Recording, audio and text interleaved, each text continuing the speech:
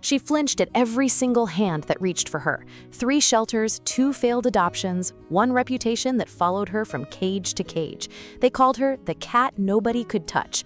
For 4 years, not one person had seen her stomach. Not a groomer, not a vet, not even the woman who fed her twice a day. Then, on one ordinary Tuesday night, she rolled onto her back, and nothing was ever the same again. But to understand why, we have to go back to the beginning. Her name was Hazel, a silver tabby with sharp green eyes and a stripe pattern so precise it looked hand-painted. She arrived at the shelter as a stray, already an adult, already guarded. Nobody knew what had happened to her before that. The staff had theories: a home that didn't want her anymore, a street that taught her not to trust anything with hands. Whatever it was, Hazel came in with rules. You could feed her, you could speak to her, you could sit near her if you were patient enough, but you could not touch her stomach. The moment a hand drifted too low, she would twist, hiss, and vanish under the nearest shelf. A worker named Karen had tried gentle grooming gloves. Hazel bit through one in seconds. She's not aggressive, Karen would tell every visitor. She's just protecting something. 2 families adopted her over the years. Both returned her within a month. One said she was too jumpy. The other said she just wasn't affectionate. Each time, Hazel came back to the same steel cage and the same silence. The volunteers had a private nickname for her. They called her the Ghost because she seemed to disappear the second anyone entered the room. Some staff members believed she had been abandoned by an owner who moved away. Others thought she had simply been born on the street and never learned that hands could be gentle. Nobody could say for certain.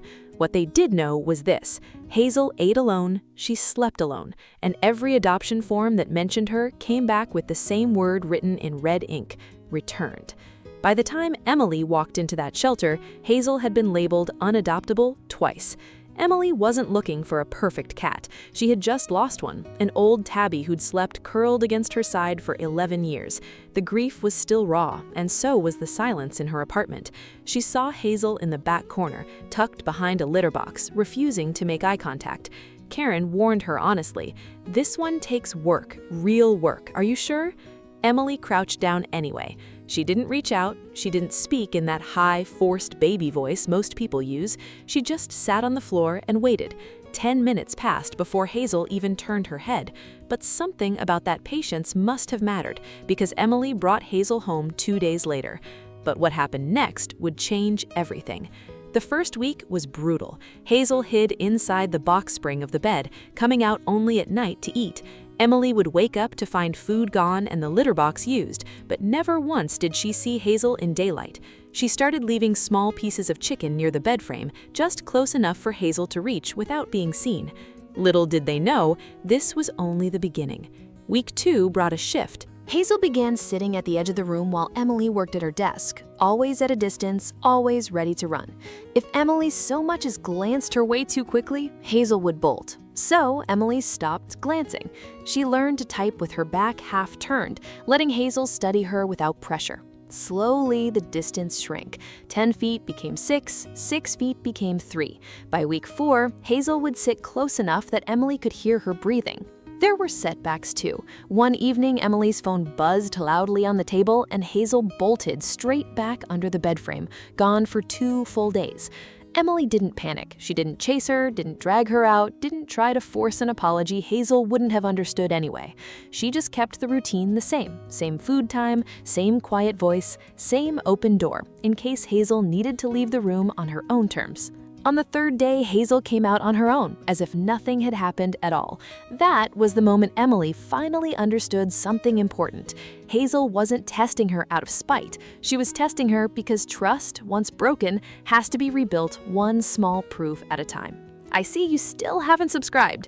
Honestly, that breaks my heart a little. Hit that button right now. It genuinely helps stories like Hazel's reach more people. And then, at exactly 11:47 p.m., everything changed.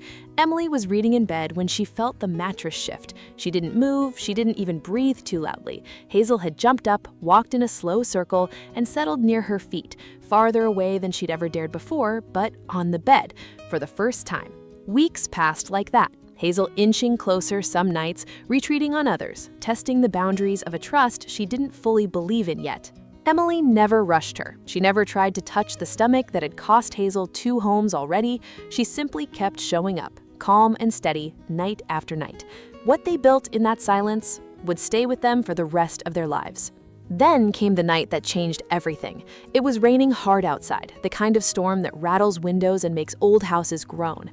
Emily was half asleep when she felt Hazel climb onto her chest, something she had never once done. Hazel kneaded the blanket once, twice, and then, impossibly, rolled onto her back. Her stomach, soft and pale and completely exposed, faced the ceiling.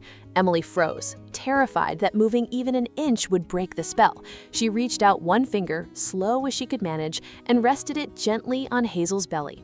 Hazel didn't flinch. She didn't run. She just closed her eyes and began to purr, a low rumble Emily had never heard from her before. 4 years of guarded silence undone in a single touch. Outside, the storm kept rattling the windows, but inside that small apartment, nothing felt unsafe anymore. Emily stayed perfectly still for what felt like an hour, afraid that even breathing wrong might end the moment. Hazel didn't move either, stretched out fully now, all 4 paws relaxed, ears soft instead of pinned back. It wasn't dramatic, it wasn't loud, it was just 2 creatures, finally choosing to believe each other. Emily cried that night, not from sadness, but from the overwhelming relief of being trusted by something that had every reason not to trust anyone at all. From that moment on, they were never apart the same way again. Hazel still has her limits. She still prefers Emily's hands over anyone else's, still tenses slightly if a stranger moves too fast. But now, on quiet evenings, she rolls onto her back on the couch without hesitation, stomach exposed, completely at ease. Visitors are stunned when Karen tells them this is the same cat who once bit through a grooming glove. Hazel didn't become a different animal. She simply found the one person patient enough to wait for the version of her that trust could finally reveal. Karen still keeps a photo of Hazel taped inside her desk drawer at the shelter, the one from her very first intake day, eyes wide, body pressed into the corner of a steel cage. She says it reminds every new volunteer why patience matters more than speed. Maybe that's the real lesson buried in her story. Trust was never something Hazel refused to give. It was something she had learned, painfully, to protect. And healing didn't come from forcing her hand. It came from someone willing to sit on the floor and simply wait. Do you think animals remember the people who hurt them, or only the ones who finally showed them patience? Tell me in the comments.